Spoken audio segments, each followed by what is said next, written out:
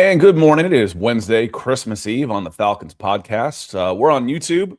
We want to be on Facebook and X as well. So that's Atlanta Falcons on SI and then Scout Kennedy on X. And once we get everybody in the house here, we will get started. It's been a week. And here we go. Welcome in, everybody. This is the Falcons Podcast. It has been a week since we last chatted. And a lot has happened since then, including another win, 2 in a row over the Arizona Cardinals, a couple of Pro Bowl nods, all kinds of stuff. We're going to get into all of that. And then I figured since it was a holiday season for Hanukkah, Christmas, whatever it is you celebrate, it is the holiday season, we would talk about the wish list, the Christmas wish list for the Atlanta Falcons heading into 2026. Setting up the show for us a little bit. I know Austin is in here bright and early, and he says on his Christmas wish list is hire a competent staff. Yeah, that's I think number one on everybody's wish list is, health and happiness. And, happiness might be too much to ask for, but good health would be a good start for the Atlanta Falcons. But, I think you need to see, Michael Penix get healthy. That might be number one on my Christmas wish list is him getting healthy and see what they have from there. Now, we'll get into it a little bit. Just that he's healthy doesn't necessarily mean he's going to be the right guy, and as I've said a zillion times, and I'll repeat over and over, quarterback play is a collective, and I think the collective was not good enough for Michael Penix, so it was tough to see what exactly Michael Penix was going to be this year with Zach Robinson calling plays, being the offensive coordinator. So that's kind of the next change for me. Trenton, he's in here. He's coming in our mobile side. We've got 2 streams set up on YouTube. It comes in on a mobile version, so it's just singular, and we also have the desktop landscape version. With just a single view, it doesn't really matter. It probably looks a little bit better on the landscape when there's 2 of us, but just single, it means I'm kind of right up in your face. But we've got 2 views for you today. If you don't like one, there's the other one still available. So we didn't take anything away, and you can tell which one you're in. The title will have a little mobile phone in it if you're on the mobile side of things. So good to see you, Trenton. He says, Merry Christmas. And sorry I missed, this Sunday was a good win. I love doing the gut reactions. Those are probably our most popular shows. And then Mondays, but I had one of those old man doctor things going on, and it started Sunday. So I went from the last calorie I had for about 40 hours was Saturday evening. And then Sunday, I wasn't really in any condition to do a podcast. And then Monday was the doctor's office. So a little inside baseball there. So all that's good to go. So apologies for not being there, but I'd put that off for a while and got it done. So sorry I missed you. I know you said hello, Trenton, and I appreciate that. John Harrell, good to see you as well. One of our dear members. You can see it shows up on the screen here, but it also shows up in the chat with his little his bird icon as a member. So we certainly appreciate that. Johnny says, good morning. Merry Christmas Eve, everybody. Right back at you, John. Hope you're doing well. Sam, I know you checked in also over the weekend. Hope you're doing well. He says, morning all. One thing I've been pondering, if Raheem stays, but Zach goes, who could we bring in as offensive coordinator? Experienced, successful offensive coordinators are hard to come by, and Sam, they're even harder to come by when your coach's seat is red hot. That's part of the problems. I mean, anybody that's experienced, successful offensive coordinator, you know what you call those guys? Head coaches. So one of the things you might try and do is look and see who is a head coach who is looking to try and get back into things that has gotten fired with an offensive, like Mike McDaniel down in Miami. If he were to be moved on from, like Kevin Stefanski, 2-time coach of the year, if they fire him up in Cleveland, I don't think that's going to happen. But if it does, something like that, that's where you might be able to try and go in that direction. Basically, with the experiences, disgraced former head coaches trying to get back into things.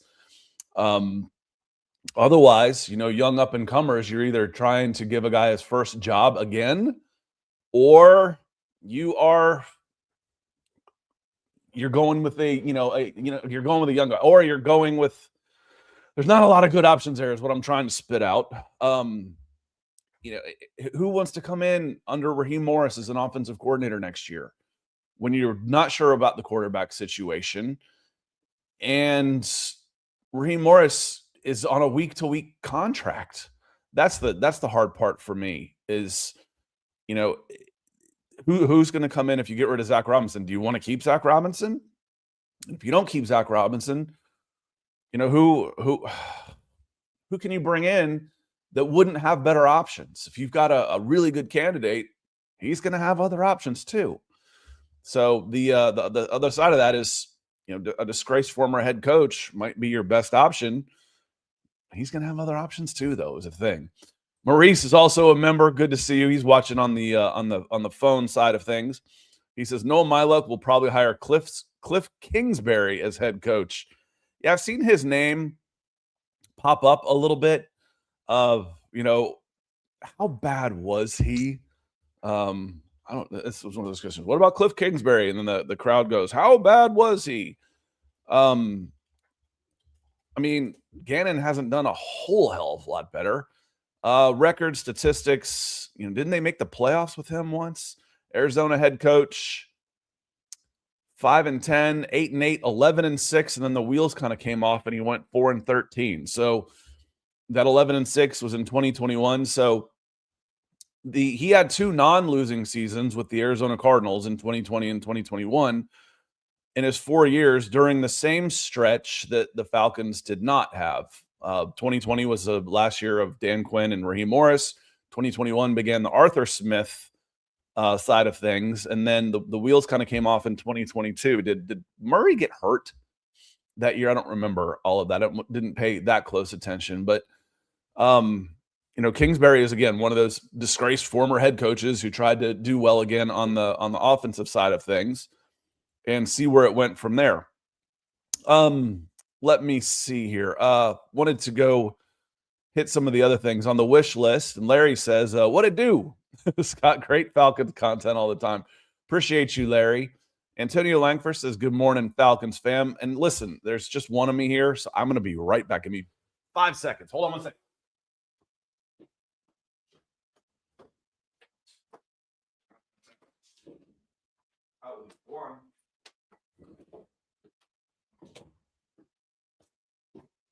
Sorry about that. So one of the early Christmas presents is I got my big black cat. I got him a heated cat bed, and when he gets in it after breakfast, he's literally there for about 8 straight hours. And I put it right here because I would never see him. So naturally, as soon as I go live, he must not like the Falcons content because he got up and went to the door, and he's going to start banging on it. So I had to let him out.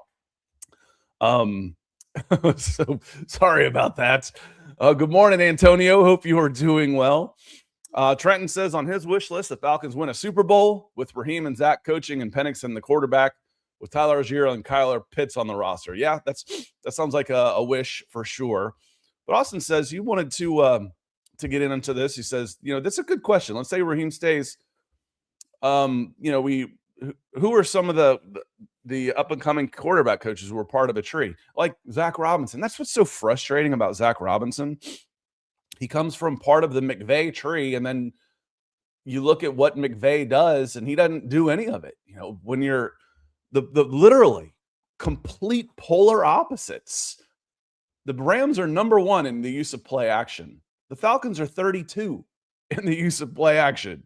32 versus 1. It's like, hey, we really like what you do. This is you really did some good things with this company. That they do a good job here. We'd like to be more like them. I see you worked there for a while and went for one of the best mentors in the world. You're hired. Oh, you're not going to do anything like they did? Well, that's dumb. I mean, make it make sense. Make it make sense. But again, Austin, Falcons fans, up and coming, those guys are getting head coaching gigs, or you are hiring a guy who has never been an offensive coordinator. That's young up and coming offensive coordinators are a very hot commodity. And I was pleased when the Falcons got Zach Robinson. I had no idea he would not do the things that Sean McVay and the Rams did. That's insane. I don't understand. I really don't. Oh, Michael Penix can't go under center. Put him under center. Let's find out. Do we know he can't? Have we seen him go under center and just totally flop and fail? And if that's true, which I will never believe it is, then someone else should be fired for drafting him because he doesn't have the competency of a middle school football player. It's bogus. We'll never ever believe that narrative. Jeff Wolf says, he says, I'm disappointed in the consulting firm. Yeah, there was a report on that. I think it came from Albert Breer, maybe, that he's got a consulting firm coming in. Come in and tell everybody what you're doing wrong. Man, I'd like a piece of that money too. So I don't believe anyone is going anywhere. If I don't know, man, if you're going in and I think it's not necessarily a bad thing, to say, come in, take a look at everything we're doing, and usually firings follow, right? Office space. What exactly do you do here? So we'll see. They probably pocketed $1 million, easy money for them, and I don't know. Keith LC says, good morning. If we get rid of Raheem and hire a new head coach, can we keep the whole defensive staff? Probably not. And I had this discussion on YouTube. Someone came in and said, I'm a little concerned, what does it mean if we have wholesale changes? Because I like what some of the things that have been on defense. And that's fine. I understand that. Defense, I'm a Ulbrich fan too. I think he's done a pretty good job. But the defense isn't so amazing that it would prohibit you from making wholesale changes. Right now, the defense is actually pretty middle of the pack. They've got some nice sack numbers. But if you look at, and middle of the pack is an improvement, don't get me wrong. We look at defensive EPA per play. The Atlanta Falcons are 16th. So they've gone from one of the worst 3 units in the league to mid. Okay? That's the definition of mid. I hate it when people see something that is just awful and say, oh, they're mid. They're not mid. They're awful. Mid is an improvement. Right now, they're mid. Part of that is personnel. I mean, it's taken the Falcons, how long since 2020 to invest, some young defense in the young players in the draft? And they've hit on a few of those guys, but they're still shorthanded. There's the lack of depth there is astounding. When Divine Diablo gets hurt and you got to put in JD Bertrand, that's bad. The depth in the secondary is really bad as far as when you go from even one of the starters to anybody else in the secondary. It's really bad. We know what the depth is like on the offensive side of the ball, but to be fair, I think there was good depth at quarterback, I think there was good depth at running back. We thought there was good depth at wide receiver. I'm not going to get on Terry for that. Darnell Mooney is had a wasted year, and Ray McLeod was part of a group that didn't like what was going on. And he got cut. That was 1,800 yards of offense, 1,700 yards of offense out of your two receivers that just vanished, that you were counting on. So offensive line depth, nobody has great offensive line depth. But the defensive staff, no, you might be able to, but probably not if you do that. And John's afraid of this. Is that if I believe if we win 3 of the last 4 games, we'll be stuck with Raheem. And I looked this up because, I did the article yesterday, on the power rankings, and the Falcons actually moved up 3 spots on ESPN. They're up to 21 on the power rankings, ahead of the Kansas City Chiefs. Now, if I told you at the beginning of the season, hey, the Falcons and the Chiefs are going to have the same record, you'd probably be pretty excited. Hey, Falcons and Chiefs are going to have the same record, 6-9. That's not necessarily a good thing. So the Falcons right now are 3-2 since Kirk Cousins took over as full-time starter. One of the wins was against the Saints, which all of a sudden looks like a decent win, but they were 2-8, I believe, when they played, and they hadn't taken the next step. They were 2-8. I think Tyler Shuck was just starting. Beating the Saints in 2 weeks would be a bigger accomplishment than it was beating them 4 weeks ago. They're playing better ball now. They beat the Jets. So there's a thing in soccer called a form table. Instead of the entire season, they say, what are the last 5 games? What do those look like? So I went and looked. What's the form table for the teams that the Falcons have played? Because the Falcons are 3-2. That's their form. The Jets are 1-4. Their one win was against the Atlanta Falcons. The Seahawks, no harm in getting beat by the Seahawks. The Seahawks are right now number 1 on top of most power rankings. Now, you looked awful doing it, and you had a lot of the same mistakes on special teams and whatnot, and your lack of receiving core was just awful. And you got blown the F out, showing just how far you are from competing with the elite, despite being 3-2. But the Seahawks are 5-0 in their last 5 games. Beat the Buccaneers. Buccaneers were in first place in the NFC South, right? Well, the Buccaneers are 1-4 in their last 5 games. They're 1-4, and they have circled the drain and are going down the toilet. And it's going to be the Panthers that'll probably end up winning this division. And finally, the Cardinals, 0-5. So your last 2 wins, your 2-game winning streak has come against 2 teams that are 1-9. Your one of your losses came against a team that's their only win, is 1-4. So the recency bias is something that I don't want to fall victim to. The fact that the Falcons are 3-2 with Kirk Cousins shouldn't make us overlook the whole of the season. It's sitting at 4-9 and being one of the first 5 teams eliminated from the playoffs. That's awful. They should, if they were just hanging around 500, this was supposed to be the easy part of their schedule. This was a part where they could clinch the NFC South, not get some consolations and have people think, oh, golly gee, maybe they're turning it around. No, they're playing teams at the end of the season that are more interested in losing than winning. So the 3-2 isn't going to fool me on this, and hopefully it won't fool everybody else either on that, John. Michael Baxter, good morning. Glad you could make it. He says, good morning, and everyone on Atlanta Falcons on SI. Well, thank you. That's Garrett. That's our Kesh. Dave Holcomb still chips in every once in a while. Austin says, Robinson has improved with Kirk under center. And realistically, when will Penix theoretically be able to work on footwork? Guys with ACLs, they're up on walking around in a brace within 2-3 weeks. So realistically, I don't know for sure, probably early spring, late winter, February, March, where he can start doing some things, but he'll be riding a bike. He'll be swimming. He'll be doing some stuff. He'll be standing and throwing. You can do that starting, pretty much first of the year, doing some things. And then you can always do, study and work on that type of stuff as well. Pinky, good to see you. He says, Merry Christmas, dirty birdies. Times are hard, but it's the red and black until I die. Thanks for the commentary, Scott. Well, thank you for the support on the show. I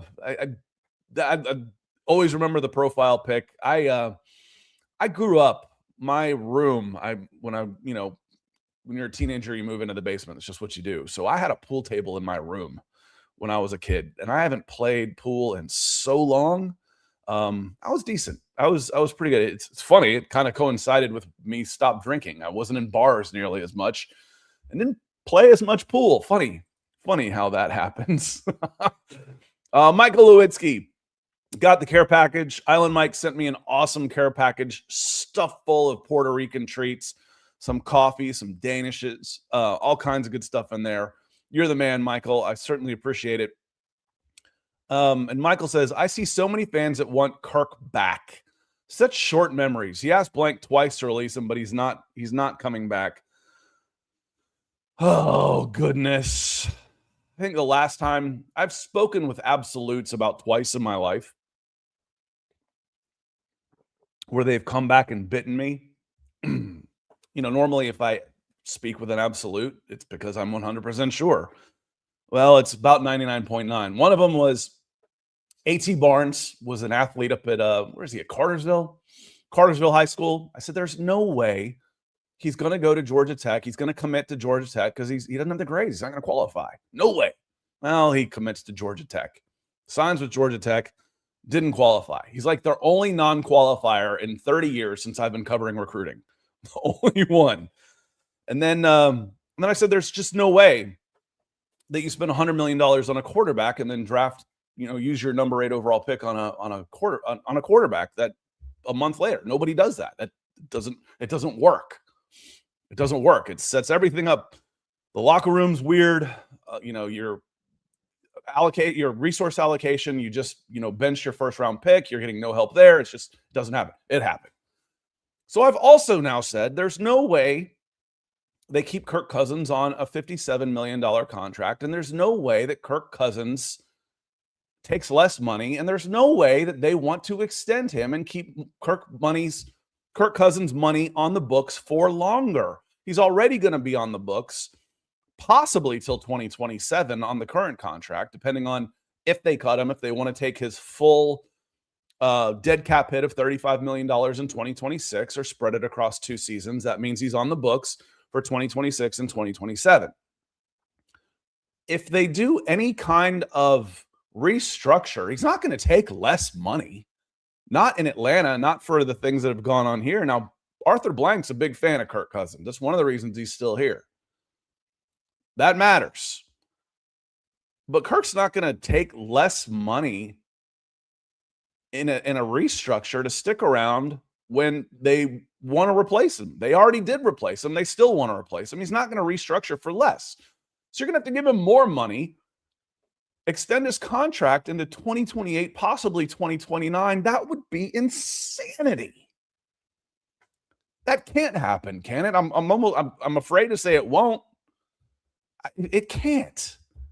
It cannot happen. Does this team look like a playoff team right now? We'll find out. You will find out because on Monday, because the Rams are a playoff team and the Rams want to win. They're not just comfortably cruising into the playoffs. They're fighting for some things right now, and they're coming off a loss. We'll find out. The last time we saw a playoff team, it was the Seahawks. It was fugly. That was the last time the Falcons saw a playoff team, and they got blown out. Goodness. Carl says, the Falcons are already stuck with Raheem Morris. Y'all just don't know it yet. You will see. 7-10 looks possible. I mean, right now, the way the Saints are playing, you split with the Saints every year, don't you? You already beat them, and they're playing pretty good football right now. Didn't they just beat the Panthers, too? The Panthers are playing pretty good ball. And the Saints, who the Saints just beat? They beat the pants off the Jets, who beat the Falcons. They beat them by 3 touchdowns. 6-11, come on. There's no way, right? You lose both of them. 7-10, I said, you're gone. 8-9, I said, maybe. I'm not sure on that. They win 8-9, it's possible. I don't see it at 7-10. Should have been fired at 4-9. They just held on. The same thing. Last time we went through this, when Arthur Smith lost to all of those first-time quarterbacks in 2023, either making their first appearance or second appearance or making their first appearance of the season, like Kyler Murray in Arizona. They were coming off Arizona, lost to the Cardinals. Kyler Murray's making his first appearance after an ACL injury. I guess that answers a 2022 question. That's right, because he was about Cliff Kingsbury, because Kyler Murray was hurt because his first appearance after the ACL injury was against the Falcons in 2023. That answers that question. And they lose to them, and they go into the bye. I said then, Arthur Smith was fired right then. They just don't know it. At 4-9, right, Raheem Morris was fired. We just didn't know it. Maybe. We'll see. We will see on that one. Og says Raheem's not the guy, but I don't know if any top candidates want to come to this organization. Og, that doesn't make you that doesn't mean you don't try. Don't stay in a bad relationship for the sake of you might get lucky. And I mean this in all walks of life. You might get lucky on somebody who's not a top candidate. And, if there's 5 openings, you mean to tell me in all of football, let's say there's 50 guys that are untouchable in the world of football, from college to the NFL, 50 guys that are untouchable. 28 NFL guys who already have jobs and 22 top college football guys. And that's a lot. You mean to tell me in the whole world of football, you can't find one person better than Raheem Morris? I disagree. I think you can. Will you? I don't know. But I think you can. And you don't stay in a bad relationship because you're afraid you can't do better. That's toxic. And right now this team is toxic. It really is. It needs a reboot. It really does. And Cool says they're beating up on weak teams, which they're supposed to do. They are. And what it means for me, Cool Smooth fan, is that I'm not going to let the recency bias sway my view of the whole picture. Okay. Falcons have had some injuries. Yep. How hurt was Storm Norton? The Storm Norton thing was just weird. He was day to day, comes back out there. Okay, now he's out now we have to put him on IR. Okay, we're opening his window. We're opening his practice window. Now we're going to have to shut him down for the whole season. Caleb McGarry's kind of a fluke, but, Caleb McGarry was a little bit of a concern anyway. You had problems at offensive tackle beforehand. And the quarterback play hasn't been good all year. The injury to Michael Penix didn't tank this team. And the fact that Kirk Cousins has taken over doesn't mean with Kirk Cousins you'd be in the playoffs. So they are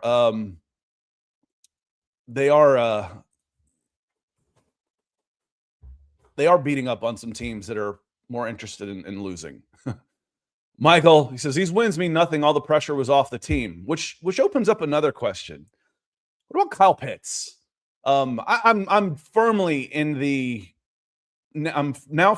the franchise tag him type of things. And he looks, I said at the beginning of the season, I believe that Kyle Pitts would have a good season. And then, while the pressure was on, when the team's still battling, he was disappearing. And now that he's the only legit receiver out there, they're spamming targets to him, and he's doing well. He's like 18 of 19 on targets, 19 targets, 18 catches from Cousins the last couple of games. And he's playing with a different swagger, and they're finally using him over the middle, and they're using him in motion.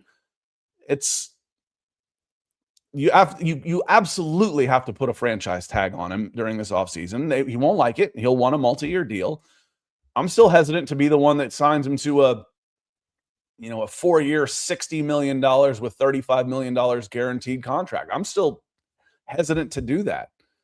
The franchise tag would be 15.8. The top 10 guys are averaging like 14.1 right now. So there's not that much difference between the franchise tag and the average of the top 10 tight ends. Whether you think he's a top 5 tight end, because that's how you get the franchise tag, is you average a top 5, or not. Statistically, he is. He's top 2 this year, statistically. If you don't think he is, he's definitely top 10. It's just that there's the tight end position just isn't a big priority around the NFL. So top 10 tight ends is just kind of a guy, but they make $14 million. So franchise tag him at 15.8, and I'm open for business. If the worst thing that happens is I've got Kyle Pitts next year playing on a $15.8 million, okay, let's see how it goes. It's gone pretty good this year. Do it again, and then we'll talk longer contract extension. But instead of trading him in the offseason when his stock was low, his stock's high now. So if I franchise tag him, I can get a good deal. I can absolutely get a much better deal. Should at the very least get a second-round pick in return. So franchise tag Kyle Pitts. But again, it goes back to the pressure's off. Now he shows up with, 6 weeks left in his contract. It's questionable, but those are the decisions you have to make, and you don't have to get them all right, but the Falcons seem to get more wrong than they get right through the course of their history. That's why the records have been what it is. Tony, good to see you. He says, I do not want Morris back next year. And like I said, I think it's I don't want Morris back.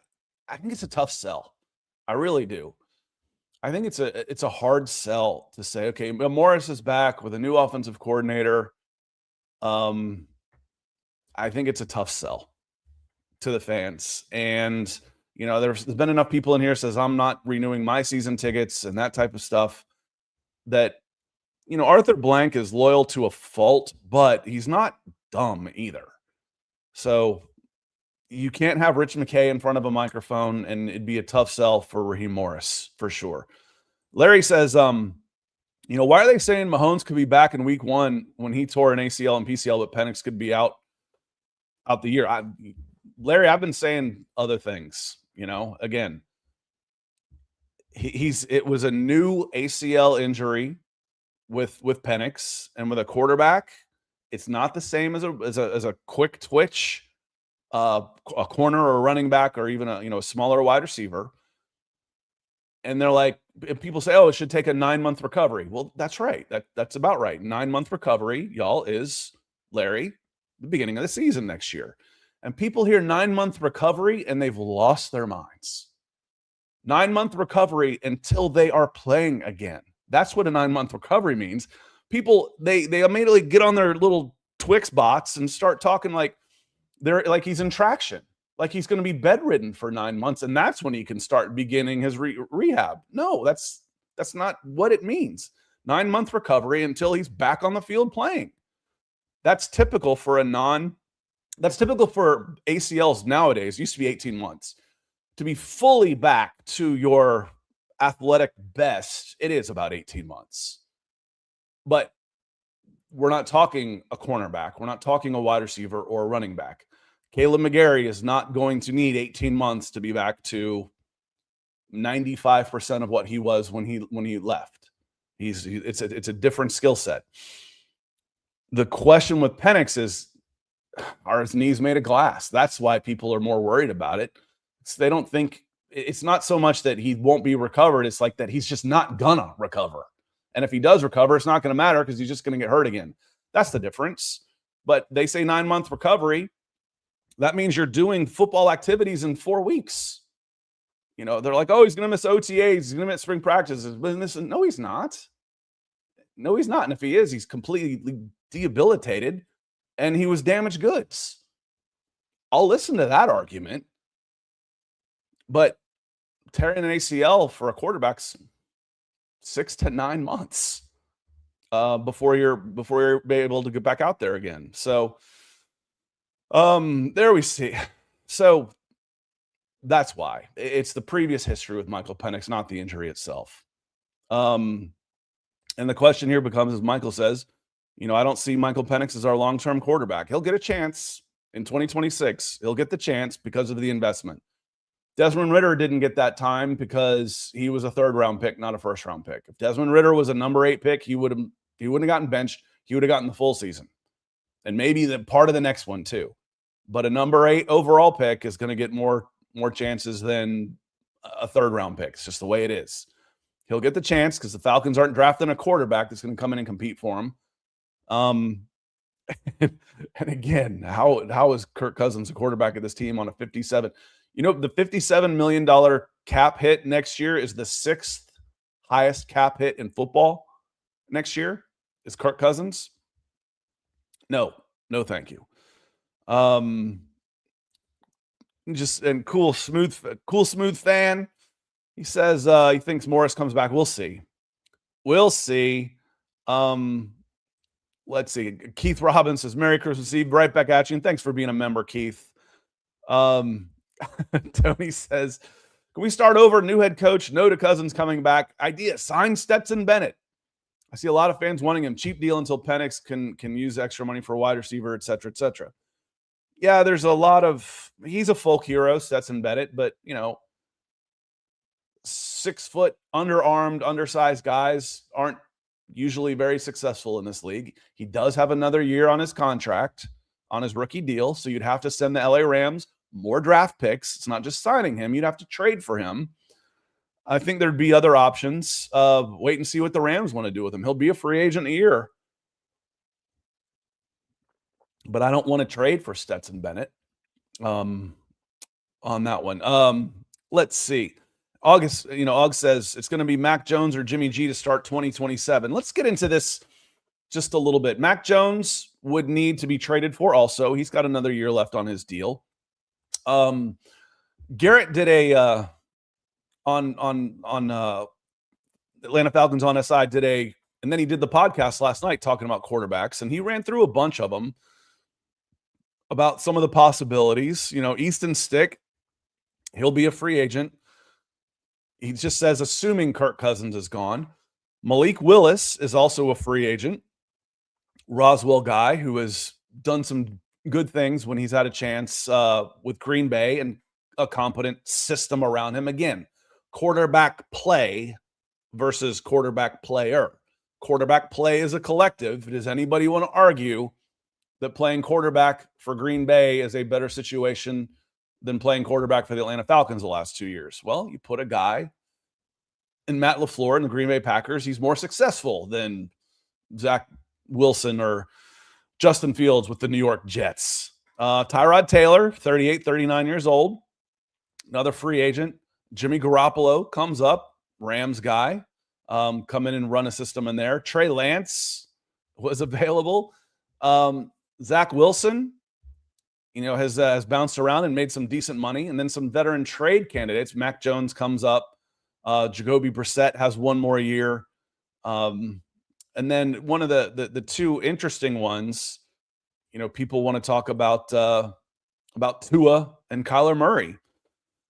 Someone asked me, who was it that asked me? Derek asked me. We had this conversation yesterday in one of our threads on YouTube. What would you say about Tua? He says, it's off the record. I'm like, dude, there's no such thing as off the record when you hit send on a digital device. No such thing. But what would you think about Tua? I'm like, well, if they were just going to cut him and you're getting him for free, but frankly, I want Tua to retire. I mean, he's put $100 million in his bank account. I want him to retire. I'm worried for his what good is all that money if you end up having serious health problems in your 30s? So I want Tua to retire, but if he's going to insist on playing, sure. If they're going to cut him anyway, and it's only going to take a day 3 pick to get him. But the problem is, y'all, if it's going to be that cheap, Tua would rather go somewhere else than to the Atlanta Falcons. That's the problem you're running into right now with the Atlanta Falcons. There's all these cheap options that you think of. I want to get this guy, I want to get this guy, I want to get this guy. They're going to have options to go other places. And the Falcons aren't a great destination as it currently stands. Not until they make wholesale changes, depending on who they bring in, then people might want to play for that person, or until they win. One of those two things has to happen. Right now, they're coach on the hot seat, 8 straight years of losing. You don't get guys that have options. How many times say, they just waived this player? Who was there was a defensive back, I think, or those guys end up going to the Bills. The Bills have signed a couple guys like that. They end up going to contending teams when they become available late in the season for whatever reason. Not to the Falcons right here. Share the lights. Yep. It says the Saints beat the Panthers twice. I thought they did. That's when they started kind of getting it right. I think Tyler Shuck is 3-2 also. ECU Falcons says, I feel like the movie Groundhog Day. I know. I've put that in writing a couple times. The holidays are coming up, but to the Falcons fans, it feels more like Groundhog Day with, another lost season and more questions and answers coming in. Let's see here. I'm going to scroll down towards the bottom. Yeah, and Michael says, Malik Willis has looked very good in the 4 games he's played for the Packers. Again, that's part of the system being around him. Where was he? Tennessee? I don't remember. I think he was with the Titans. The Titans are a disaster. They're a disaster right now, and they've got to dig out of a hole that was created by their previous administration too. He was bad in there. Who hasn't been bad there? Come on. For sure. Atlanta Falcons Pandemic says, Tua, why would that name come across as a possibility? Because there's talks that there's 2 things. The Dolphins are ready to move on from Tua, but he has a $100 million dead cap hit next year. So they might Kirk Cousins him for a year. You're benched. You're the backup. It's going to cost us $100 million to let you go, or you're going to be a $60 million backup. They're ready to move on from him. It was a mistake giving him that much money. And and his name's going to be coming up as possible if they shop around, think they can get any money for him at all. That's why his name is going to be making the circles. Again, he'll have some say in that. Just even if there's not a no trade clause, and there might be, I don't know for sure, but just respect from the organization, and he would choose someplace probably else. You might come here, but I think it's more likely. God, I can't imagine a team taking on $100 million dead cap hit. It goes down to like 35 if he's on the team for one more year. But they got to pay him. They got to pay him another like $40 million to do that. So that's one of those things. But let's get into, we've talked a lot of quarterbacks, a lot of health, a lot of coaches. Those are all on the Christmas wish list. Let's delve just a little bit deeper on that. Christmas wish list. I want Kyle Pitts to be back, or to get at least a second round pick, and I want him to have another season, another prove it year. And this time, while the Falcons are within a game of 500, I don't want it to start when they're out of the playoffs and they're 4-9. I want to see Kyle Pitts. Did a light come on from him where he's like, "Oh, I am a bad man," because that's how he's playing right now. That's my ball. He's playing with an arrogance out there that I love. I want to see health. I want Michael Penix to get healthy. I want Drake London to stay healthy. Let's stop throwing him into danger and using him like a running back. Let's be smarter with how Drake London gets used. As far as acquisitions go, my Christmas wish list would include, based on what the Falcons have, and they'll have some money to spend this offseason, need 2 wide receivers.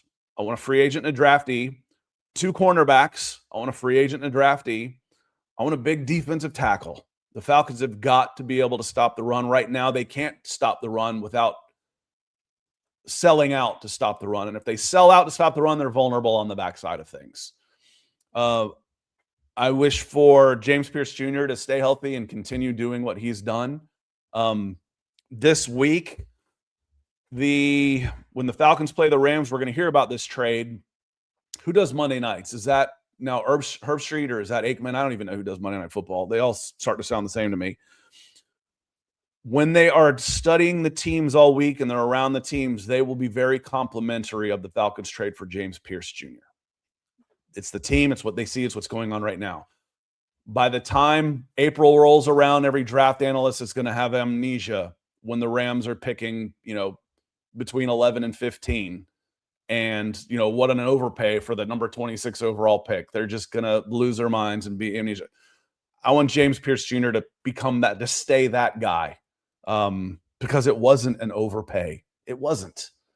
You don't know how it's going to work out, but right now it's worked out in the Falcons' favor, making that move. And it could work out for the Rams' favor. There doesn't have to be a singular winner in a trade. You make a trade because this team thinks it's going to make them better, and this team thinks it's going to make them better. They can both be right.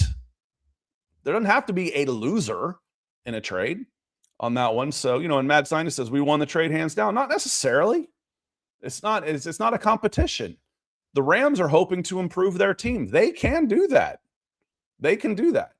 They can improve their team. So can the Falcons. It's not necessarily a competition. You're both trying to win the trade. But the Falcons, the trade has been good for them. And we're going to hear a bunch of BS. The game itself should be fine. They'll talk, especially if Pierce gets an early sack and goes up to 9.5. And I would love for him. Wouldn't it be awesome for him to get a couple of sacks, move up to double digits on national TV, Bijan to get 180 scrimmage yards, and I think that's about how short he is. It's like he's about 150 short of William Andrews. I want him to break that record. William Andrews is one of my favorite Falcons of all time. I was, 7 years old watching him play, formative years watching him and how good he was. But we love Bijan. We just love him. And I want him to do it in 16 games. He's going to break the Falcons record. I want him to do it in 16 games. When Kyle Pitts became the second tight end in history to break 1,000 yards receiving as a rookie, he did it in 16 games. He didn't need the 17th. I want Bijan to do that I want Bijan to do it in 16 games too. So he needs about 150. Daly says, do you think the blank hiring firm, this firm was for show? No, not necessarily, because they didn't make a big deal out of it. Albert Breer's got some sources with the Falcons. He breaks some Cousins news. So, did the Bobs come in to good luck with your firings, Bob? So we'll see. We'll see on that one. Let me see. Dave Kelly says everything else you said is spot on. I think most of those should play out to some extent, but Algier has been such a solid player for this franchise. Would love to see him a lifelong Falcon. Good continuity is my Christmas wish list. Thank you, Dave. Appreciate you. Tyler's is gonna price himself out of the Falcons range. I mean, we mentioned the two Pro Bowlers. If we didn't, I'm going to right now. Chris Lindstrom and Bijan Robinson were selected to the Pro Bowl. Good for them. How that affects Bijan Robinson's fifth-year option. He's played on 3 years. Next year is his fourth year. He's got a $7 million cap hit next year. This offseason, and you have to do it before they start their fourth year, the Falcons will pick up his fifth-year option. His fifth-year option went from $7 million to $11 million because of the Pro Bowl nod. So while we think, the Pro Bowl doesn't mean anything, it means a lot to these first-round rookie contract guys. And I think it's so stupid how they do fifth-year options because it's a rookie contract. It should be an extension of your rookie contract, not a glorified franchise tag, which is based on position. So I wrote this up yesterday.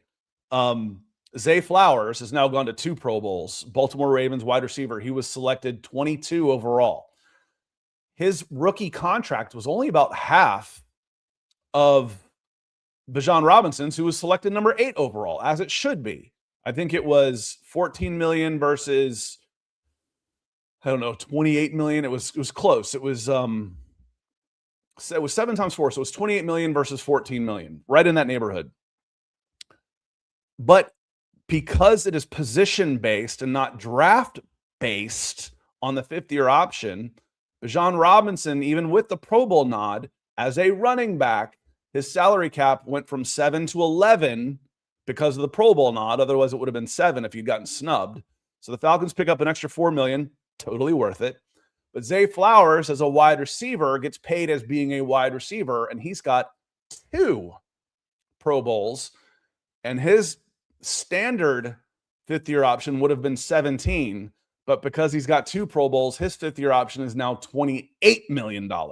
Even though it's the same rookie contract, even though he got drafted at number 22, because he's a wide receiver, he gets $28 million and Bijan gets 11. That doesn't make any sense to me. It's an extension. It's a fifth-year option of your rookie contract. It should come off your rookie contract. Tell me I'm wrong. Maybe, but it certainly didn't hurt to be that right on Bijan Robinson, number 8, knowing I didn't have to pay him $28 million on a fifth-year option, and I get him for 11. That's theft, man. That's what a bargain. Rusty, good to see you. Hope you're doing well. He says, Merry Christmas, Scott.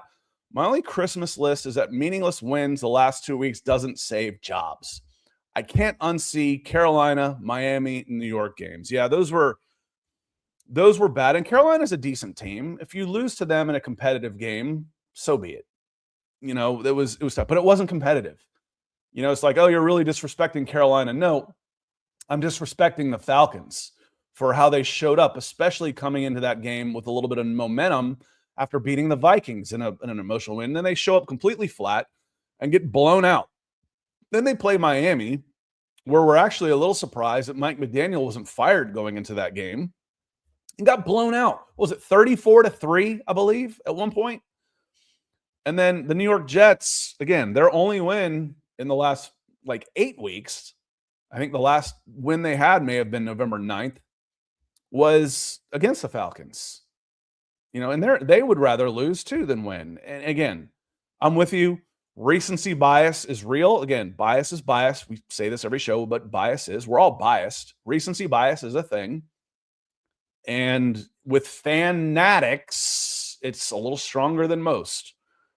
Let's step back, look at the entire situation, and know that keeping Marquise Williams is a fireable offense. That could have cost you a playoff spot right there.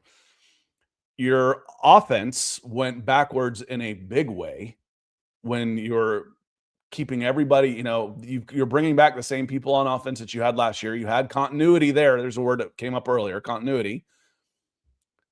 You made big investments in your defense, including adding a second first-round pick, and you got worse. You got worse. You were supposed to make the playoffs in 2024, and then again in 2025, and you got worse. You got worse. So, yeah, I'm with you. I made up my mind at 4-9, Rusty. So my mind's not going to be changed by these next two games. So we'll see. Coach Dottie said, Scott, it's been a while, but I'm watching. Well, thank you. Weigh in. Come say hello in the comments. I check them. I've been watching. I'm glad you've been able to. He says, happy holidays to you and Nick and everyone here. To you as well, Coach. Certainly appreciate the support and being a super chatter and what you've been able to do to keep us going.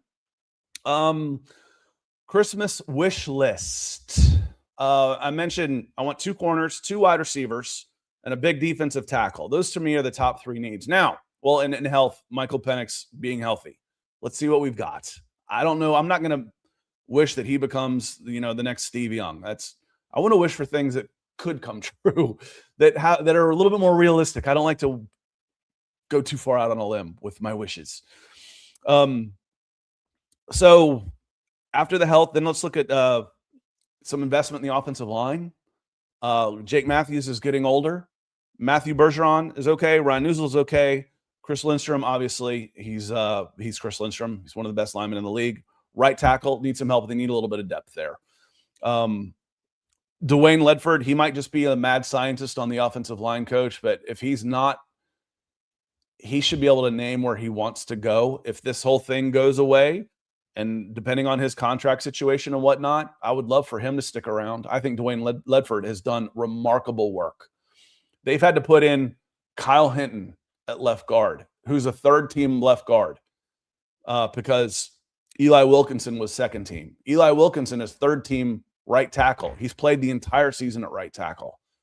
Now, have the Falcons' offensive line been, as good as we've seen it in the past couple of years? No, it hasn't. But they played a game with 2 third-teamers out there, a new center. And they've been, I don't remember ever thinking of all the things we talked about of like, okay, here's where you lost. This is where it went wrong in this game. I really don't remember ever thinking the offensive line lost this game. They lost this game because they couldn't stop pressure. They couldn't run the ball. I think Dwayne Ledford's has done a really great job. Has Eli Wilkinson been at a Pro Bowl? No, he hasn't, but he's been competent. You know how many teams would kill for competency at all 5 positions on their offensive line? It's hard to come by. I think Dwayne Ledford has been amazing, and I think that started when we saw him, the leap the offensive line made from 2021 to 2022 after a full year of working with Ledford. And the guys that have been able to come in and play have been, at worst, competent, which when you're dealing with some third-teamers, I think that's pretty amazing. But I would like to see an investment. Don't lean on that. Oh, well, we don't need to, Ledford's going to coach this guy up. No. Feed him. Now let's give him a little bit of extra here. Can you use a late day 2 pick or, a 4th-round pick on an interior lineman and get a little bit better in there? I don't know if this is going to be there where we can get an offensive tackle, but it's a priority too. It's going to be a priority too. You might just gamble on Matthews and McGarry for 1 more year and then have to dive in hard in 2027, assuming you're not having your quarterback again on offensive tackle. But offensive line is definitely on the wish list as well. And for me, good Lord, it's wide receiver. I didn't even know Mooney was on the field until the end. I mean, he had 1 late catch, and up until that point, the wide receivers on the field were Darnell Mooney and David Sills, and they were 1 catch on 2 targets in the 4th quarter in that game against the Cardinals. Against the Cardinals. And again, this isn't to put down the Cardinals. The Cardinals, 1, know who they are right now, and 2, they were dropping like flies out there. That wasn't just the Cardinals. That was a beat up, banged up, hurt, depleted Cardinals team. And the wide receivers aren't involved. So wide receiver is probably the number one for me on the wish list after, good health. Cornerback depth is huge because I did feel like against the Cardinals, and I think that's why we saw more field goal things. And this is one of the things I missed in the gut reaction. They were playing less pressure, less blitzing. They weren't quite as aggressive. What that led to was longer drives, field goal attempts. And they missed a couple of them, but the Cardinals were moving the ball, but then getting stopped, as they approached the red zone. That's because they were less aggressive up front.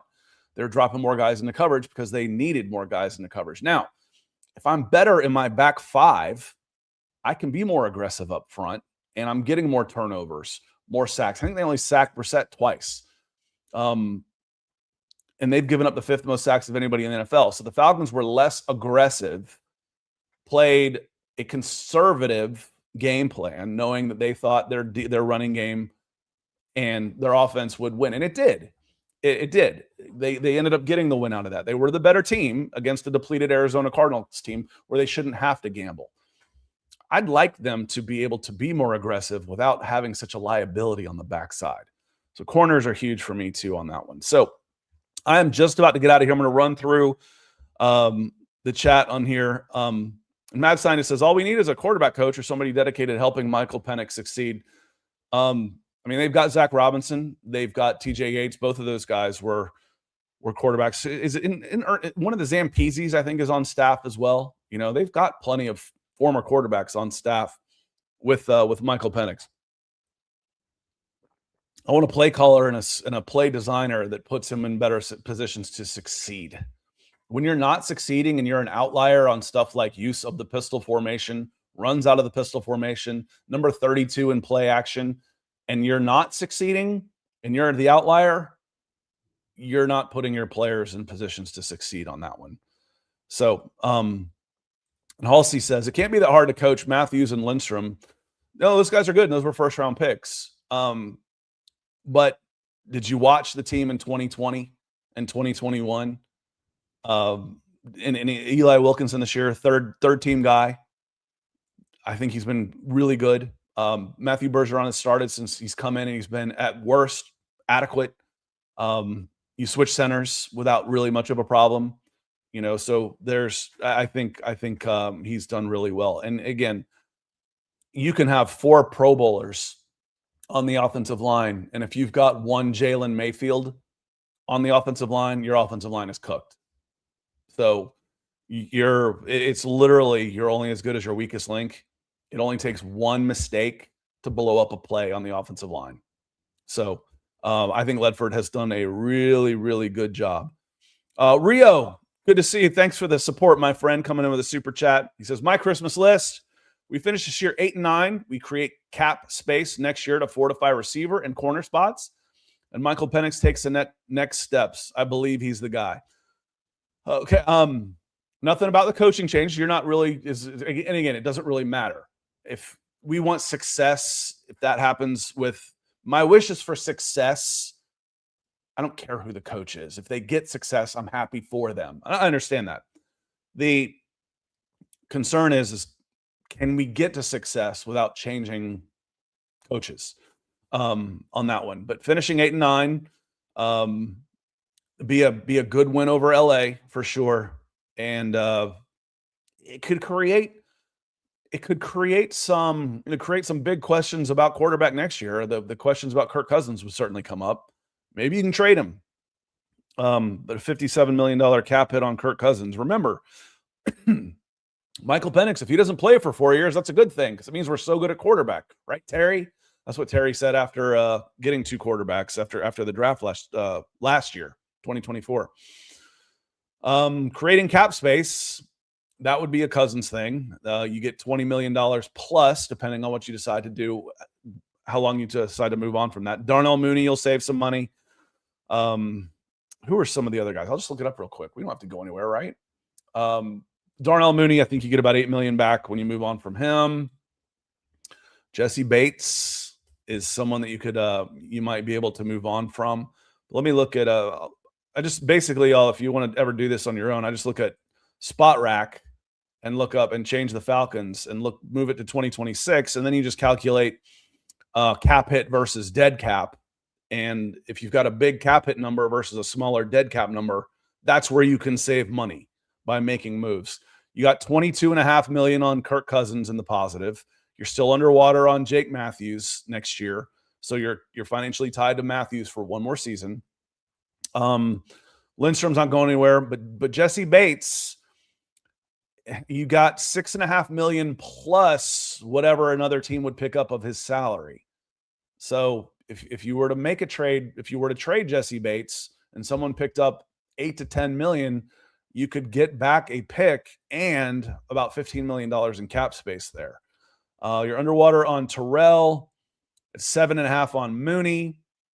You're even on McGarry. Divine, you could save some money with a little bit of a restructure or an extension. Bijan's is all guaranteed, so his is equal. Ryan Newsel, there's money to be saved there, but I don't think you want to do that. There's $5 million on Charlie Warner. I would love Charlie Warner to be back. I'm not sure if you want him back on $6 million. And if you're not going to use him a ton, then there's no reason for him to be out there and take on that hit. And then there's smaller ones. You run into the rookies here. Kyle Hinton is on you got $3 million on Kyle Hinton, backup guard. He's making some good money. $3 million in savings on Kyle Hinton, believe it or not.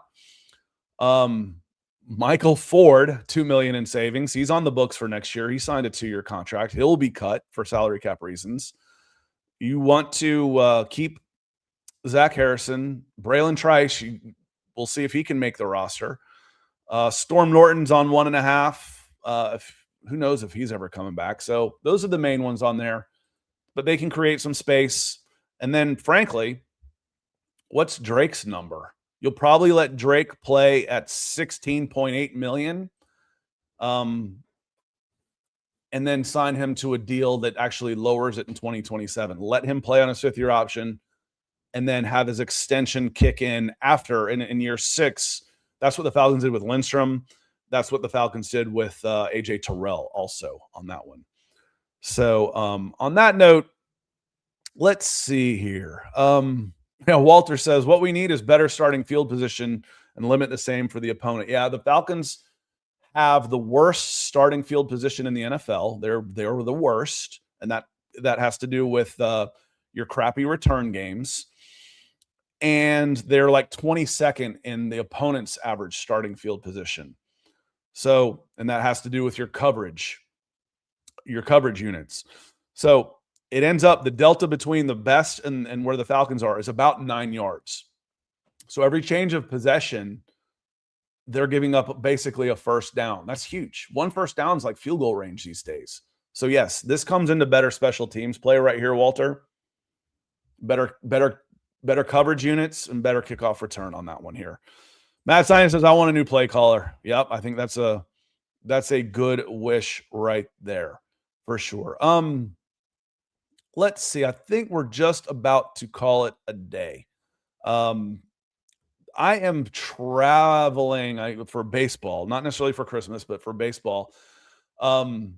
Today's Wednesday, so programming note. I'm not going to do a gut reaction because I'll be in a hotel room for the Monday Night Football game, and it'll be like close to midnight. I will do my best to do the next morning. That'll be Tuesday morning of the 30th, I believe. That's Tuesday the 30th. Yeah, Tuesday the 30th. I'll let my son, who's 16 now, take my car to his baseball game that starts like at 10 o'clock. I'll do a recap on Tuesday morning, the 30th. That's next Tuesday, from the hotel if I can. That's kind of the plan right now. Garrett will be here. Probably not Thursday night, so let's not count on that. But right now, that's what I'm planning on doing. The next show is the Monday, is the Tuesday morning after the game. I want to hit that. I will be in Florida, down in Fort Myers for baseball. Want to do on that one. So that's the next time I plan on seeing y'all. Unless you're a member, probably have some member videos before then. And if you're not a member, become a member. I'll drop that in the chat real quick for everybody. Become a member. We haven't lost. The people that have been members have stayed members. So I think they've been pretty happy with it. And I've certainly been happy with y'all and the support. Shout out to our super chat supporters. Pinky, Rusty, hope you're doing well. Coach Dottie, good to see you again in Rio. Love you, Rio. Coming in on Facebook and YouTube all the time. Big supporter of this show. It means a lot. So happy holidays, everybody. That's happy Hanukkah. Merry Christmas. However you may celebrate, do it with your loved ones. I am going to get out of here and call it a day. Probably have some last-minute Christmas shopping I got to do because, why do it early? Appreciate y'all being here. Y'all have a great rest of your day. Merry Christmas, y'all.